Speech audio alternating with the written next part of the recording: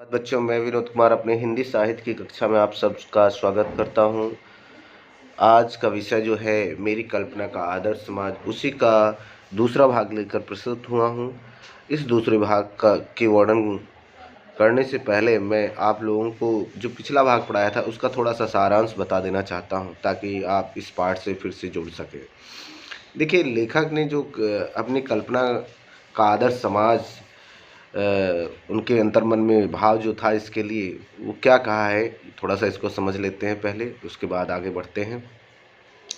लेखक की कल्पना का आदर्श समाज वह है जिसमें स्वतंत्रता, समता और भाईचारा का भाव हो। भाईचारा से किसी को आपत्ति नहीं होनी चाहिए, ऐसा उनका सोचना है कि भाईचारा जो है, आपसी जो स्नेह प्रेम है, भ्रातृत्व की भावना है, ऐसे अगर भाव समाज में हो तो इससे किसी भी व्यक्ति को कोई भी समस्या नहीं हो सकती है। समाज में इतनी गतिशीलता होनी चाहिए कि कोई भी वांछित परिवर्तन समाज में तुरंत सब तरफ फैल जाए। ऐसे समाज में सबका सब कार्यों में समभाग होना चाहिए। कहने का मतलब, अगर कोई देश में कोई भी परिवर्तन हो रहा है, विकास हो रहा है या कार्य किया जा रहा है, तो सब में मतलब एक छोर से दूसरे छोर तक वह परिवर्तन होना चाहिए। मतलब सभी व्यक्तियों में समान परिवर्तन होना चाहिए। उन सभी व्यक्तियों का विकास, सभी लोगों का विकास समान भाव में और समान भाग में होना चाहिए। ऐसा नहीं कि किसी को ज़्यादा मतलब महत्व मिल जाए, किसी को कम महत्व मिल जाए, तो ऐसा नहीं होना चाहिए। समानता का भाव होना चाहिए। सबको सबकी रक्षा के प्रति सजग रहना चाहिए। सबको सामाजिक संपर्क के साधन और अवसर समान रूप से उपलब्ध होने चाहिए। सामाजिक संपर्क और साधन, देखिए, साधन का मतलब है, चाहे कार्यों की बात की जाए, चाहे श्रम की बात की जाए और जॉब्स की बात की जाए, मतलब सबको समान रूप से समान साधन उपलब्ध हो। व्यापार की बात की जाए तो व्यापार भी समान रूप से सबको उपलब्ध होना चाहिए, ऐसा होना चाहिए। भाईचारा के का उदाहरण देते हुए या भाईचारा के बारे में बताते हुए उन्होंने कहा कि भाईचारा दूध और पानी के मिश्रण की तरह होना चाहिए। इसी का दूसरा नाम है लोकतंत्र। लोकतंत्र की नींव जो होती है उसके बारे में बताया कि लोकतंत्र की नींव भाईचारा होती है। और लोकतंत्र वास्तव में शासन की पद्धति नहीं है, एक प्रक्रिया या तरीका शासन का नहीं, बल्कि सामूहिक दिनचर्या और अनुभवों के सामूहिक आदान प्रदान का नाम है। अब पूछ लिया जाए कि वास्तव में लोकतंत्र होता क्या है बाबा साहब अम्बेडकर के अनुसार, तो ये उत्तर आप दे सकते हैं। लोकतंत्र कोई शासन का तरीका नहीं है, एक शासन की पद्धति नहीं है, बल्कि सामूहिक दिनचर्या, सामूहिक मतलब सभी लोगों की समान रूप से दिनचर्या, काम, व्यापार और सभी के समान रूप से जो अनुभव हो, आपस में एक दूसरे को आदान प्रदान करने का नाम ही क्या है, लोकतंत्र है। इसमें अपने साथियों के प्रति श्रद्धा तथा सम्मान का भाव होना आवश्यक है। मतलब साथियों के साथ काम करने वाले, साथ रहने वाले, साथ में देश का विकास करने वाले लोगों के प्रति आपसी जो भाव होना चाहिए, वह श्रद्धा और सम्मान का भाव होना अति आवश्यक है। ऐसा वो कहते हैं अपने कल्पना का जो आदर्श समाज है। और वो समता के लिए कहते हैं। किसके लिए कहते हैं? समता के लिए। इसी के आगे अब स्वतंत्रता की बात करेंगे कि स्वतंत्रता का अधिकार कैसा होना चाहिए उनके आदर्श समाज में। पहले तो समता का, समानता का भाव पहली पंक्ति की पैसेज के अकॉर्डिंग मैंने बताया। अब स्वतंत्रता का भाव कैसे समाज में होना चाहिए, सभी लोग किस प्रकार स्वतंत्र हो, उसको भी देख लेते हैं। इसी प्रकार स्वतंत्रता भी क्या कोई आपत्ति हो सकती है? मतलब स्वतंत्रता से भी कोई कोई किसी को समस्या हो सकती है? नहीं, सभी लोग स्वतंत्र हो, काम करने के लिए स्वतंत्र हो, अपनी बात रखने के लिए स्वतंत्र हो, और तो और कहीं आने जाने, विचरण करने की स्वतंत्रता होनी चाहिए। गमनागमन की स्वाधीनता, कहते हैं गमनागमन मतलब आना जाना, आने जाने की भी स्वतंत्रता हो। जीवन, और अब स्वतंत्रता में क्या क्या चीज़ होनी चाहिए समाज में, वो बता रहे हैं। कहीं भी गमनागमन का मतलब कहीं भी आने जाने की स्वतंत्रता होनी चाहिए। स्वाधीनता मतलब स्वतंत्रता होनी चाहिए। जीवन और शारीरिक सुरक्षा की स्वाधीनता के अर्थों में शायद ही कोई स्वतंत्रता का विरोध करे। किसी के जीवन की रक्षा, शारीरिक सुरक्षा और स्वाधीन स्वतंत्र अगर स्वतंत्रता सबको मिलती है तो ऐसी स्वतंत्रता का कोई विरोध नहीं करना चाहिए, ऐसा भाव होना चाहिए। इसी प्रकार संपत्ति के अधिकार, जो संपत्ति मतलब धन वैभव की बात करते हैं, संपत्ति के अधिकार, जीविकोपार्जन के लिए आवश्यक औजार व सामग्री रखने के अधिकार, जिससे शरीर को स्वस्थ रखा जा सके, के अर्थ में भी स्वतंत्रता पर कोई आपत्ति नहीं हो सकती।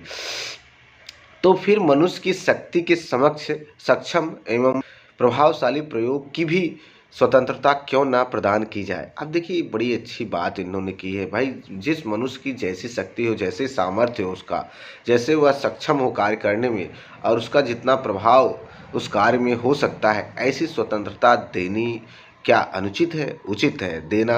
और कह रहे हैं क्यों नहीं प्रदान की जाए, भाई देना चाहिए, ऐसा उनका कहना है कि अगर वह सक्षम है काम करने में, उसका शक्ति और सामर्थ्य और प्रभाव उस कार्य के लिए प्रेरित करता है या उस कार्य को अच्छा कर सकता है, तो ऐसी स्वतंत्रता देना कोई गलती नहीं होगी, ऐसा वो क्वेश्चन मार्क लगा कर प्रश्न करते हैं।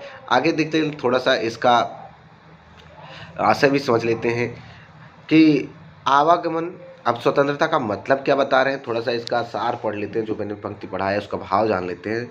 बाबा साहब अम्बेडकर साहब कहते हैं कि किसी के आवागमन, जीवन और शारीरिक सुरक्षा की स्वतंत्रता का विरोध कोई नहीं करता। संपत्ति रखने, जीविकोपार्जन या जीवन जीने के लिए औजार तथा सामान रखने का भी अधिकार के अधिकार पर भी किसी को आपत्ति नहीं होनी चाहिए, परंतु मनुष्य के लक्षण और प्रभावशाली प्रयोग की स्वतंत्रता देने के अधिकार के लिए लोग तैयार नहीं रहते। मतलब अब देखिए, लेकिन कहते हैं कि लोग ये सोचते हैं कि भाई अगर मनुष्य के जो लक्षण है, जो कार्य करने के लक्षण है और प्रभावशाली जो उस पर कार्य के लिए उनका जो प्रभाव है, इसकी स्वतंत्रता देने के लोग तत्पर नहीं रहते, तैयार नहीं रहते। इसके लिए अपना व्यवसाय चुनने की स्वतंत्रता देनी चाहिए। भाई जो जिस कार्य में दक्ष है और अच्छा कर सकता है, वह कार्य सुदृढ़ कर सकता है, तो इसके लिए सबको अपने अनुसार स्वतंत्र रूप से व्यवसाय चुनने की स्वतंत्रता होनी चाहिए। इस स्वतंत्रता के अभाव में, अगर ऐसी स्वतंत्रता नहीं मिलेगी तो क्या होगा, इसके अभाव में मनुष्य दासता से जकड़ जाता है। कहने का मतलब भाई, जब उसको स्वतंत्र नहीं है और उसको एक ही कार्यों में रखा जाता है, लेकिन वह कार्य उसको करने को नहीं मिलता, उसको दूसरे कार्य में रख लिया जाता है, तो एक दासता का भाव उसमें उत्पन्न हो जाता है, गुलामी का भाव उत्पन्न हो जाता है।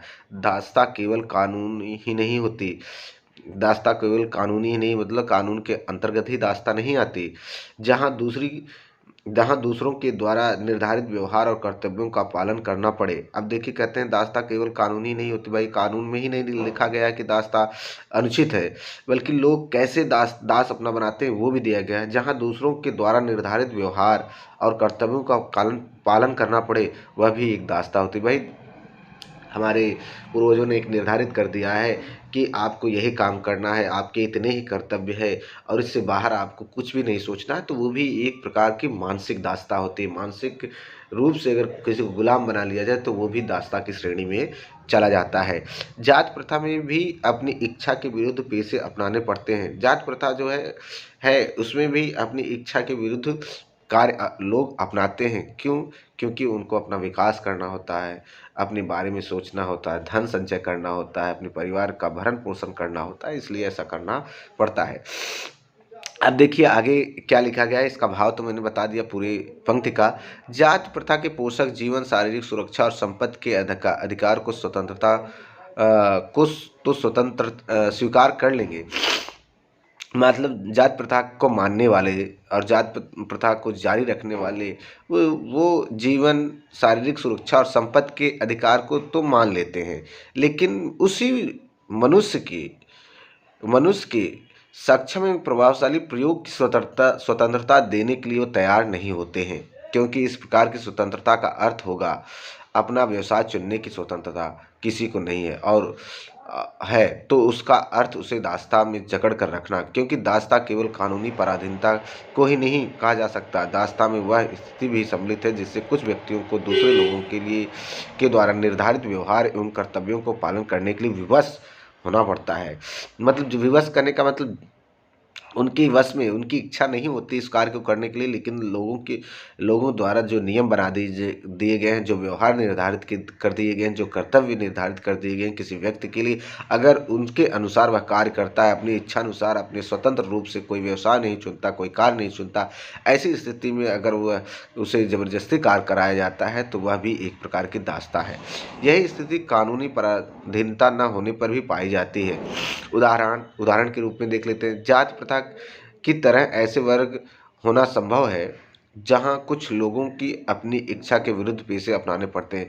जाति प्रथा ऐसे ही मतलब ऐसे कुछ वर्ग के लिए संभव है जो अपनी इच्छा के अनुसार पेशे अपना लेते हैं, उनके लिए कोई बंधन नहीं होता। कुछ लोगों की बात की जा रही है। अब आइए, अब आगे कहता है लेखक, क्या कहता है, अब आइए समता पर विचार करें। स्वतंत्रता और थोड़ी सी समता के बारे में पहले भी बात हो चुकी है, लेकिन अब आइए समता। समता का शाब्दिक अर्थ होता है समानता।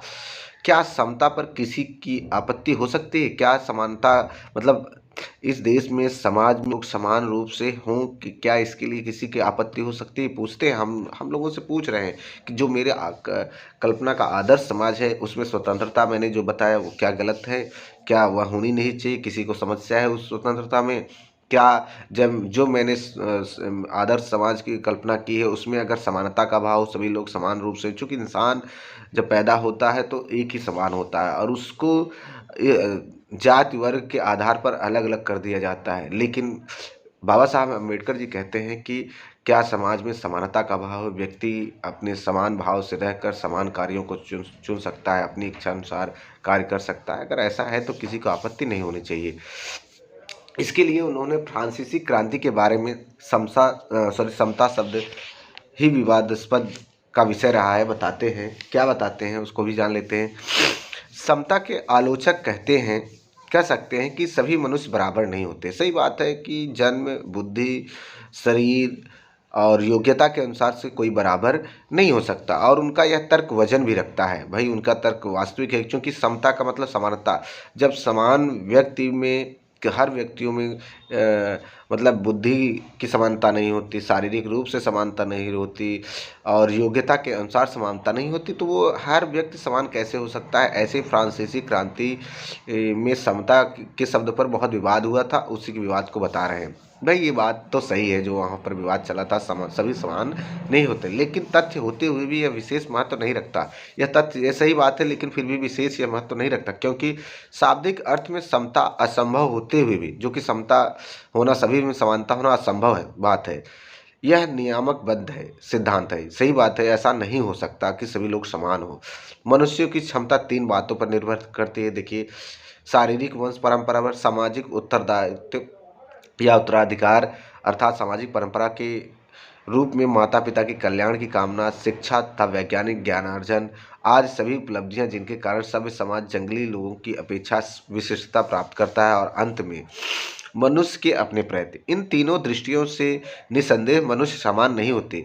तो क्या इन विशेषताओं के कारण समाज को भी उनके साथ असमान व्यवहार करना चाहिए? समता विरोध करने वाले के पास इसका कोई जवाब नहीं रह जाता। इसका थोड़ा सा भाव देख लेते हैं, क्या कहना चाहते हैं लेखक। फ्रांसीसी क्रांति में के नारे में समता शब्द विवादास्पद रहा है। समता के आलोचकों का कहना है कि सभी मनुष्य बराबर नहीं होते। यह तथ्य होते हुए भी महत्वपूर्ण नहीं है, क्योंकि समता असंभव होते हुए भी एक नियामक सिद्धांत है। मनुष्य की क्षमता को 3 आधार पर बांटा गया है कि किस प्रकार वो समान नहीं हो सकते: शारीरिक वंश परंपरा के अनुसार, सामाजिक उत्तराधिकारी के अनुसार, और मनुष्य के अपने प्रयत्न के अनुसार। प्रश्न यह है कि इन तीनों दृष्टियों में मनुष्य समान नहीं होते, परंतु तब भी क्या समाज को उनके साथ असमान व्यवहार रखना चाहिए?